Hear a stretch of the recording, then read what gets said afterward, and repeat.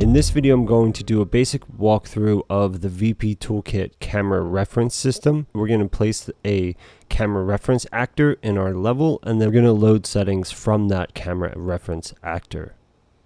At the top of the camera reference system, you can see your currently loaded camera reference.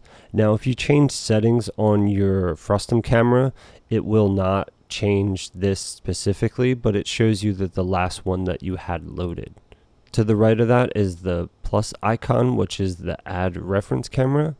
So for the shot label, you want to put your shot name. I generally stick within standard film settings. So if you're going like scene 1 shot A, scene 2 shot B, whatever sequence you're using, and then I usually put a basic description of what the shot is, whatever the frame of the shot is, or generally your production will have a naming culture for the different shots that they're referencing, and you want to just have that in the name of the shot so that you're able to communicate properly with your production. And then in the notes section, I usually put camera information, or if this is a previs shot, when I'm on set, I usually put camera information or anything that I can get about the amount of ND that is in the lens, or anything that I feel needs to be noted on this shot when I'm setting it. So I'm going to treat mine like a previs shot, since today we don't have tracking set up. So I'm going to put a small note about what happens in the story here. And then I'm going to select previs to create this as a previs shot. Now, if you're on stage and you're doing a production, you will want to not select previs. What that does is it's basically a way for you to be able to filter between your shots on production and your shots that you set in previs. Otherwise, you end up having too many shots, and you want to be able to filter those while you're working. So I'm going to select previs, and then you want to just make sure that you're at the correct location. So if you've moved your stage since you set a location marker, I would recommend just hitting cancel on this and reloading your location marker, and then just re-clicking back into this menu. But once you confirm that you are at the right location marker, we'll add that shot reference, and you can see it generates in the UI here, and it also puts a actor in our level. So if you scroll down on the actor, you can see all of your information here. So if you need to change the name of the shot or any of the notes, whether it's previs, you can also change the location here.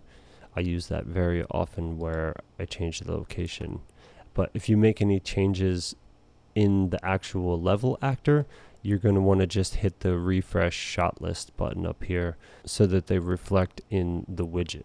So on our camera reference widget, we have the name of our shot that we created. We have our notes. We have our location marker that we are located at.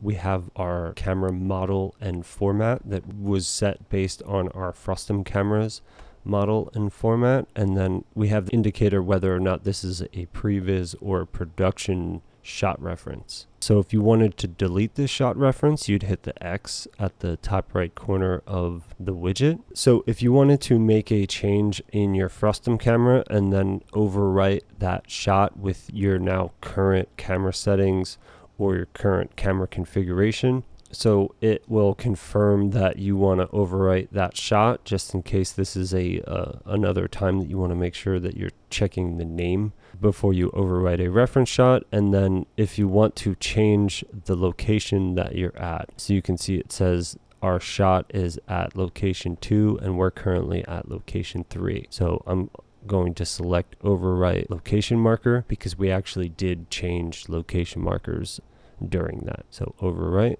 And then you'll want to hit refresh to have it reflect in the widget.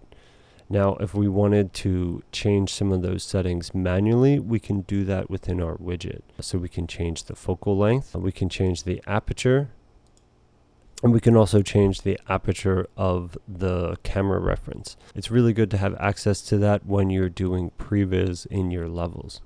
So if we've made changes to our frustum camera and we wanted to load the settings that we had saved in that reference marker, so now to load the camera reference, You can click the little camera icon on the left side of your shot reference widget, and then it will ask you which settings you want to load. So you have the basic cinema camera settings on the left side here. These are all of the actual camera settings of the Unreal Engine Frustum camera. And then on the right side, you have the Vp Toolkit settings. So this is your lens data, your focal length, your aperture, your nodal offset, and your tracking settings. Now, if anybody wants these to be more specific, we can break these down further and further and further so that you have more control over what you're loading. We're going to load our basic settings because we're using a previs shot and we don't have any of our stage settings set here. When I loaded that, the Frustum camera changed its settings to what I had loaded here. And it's quick and easy to load multiple shots. We can just go through shots, and these could be different film backs and entire camera configurations.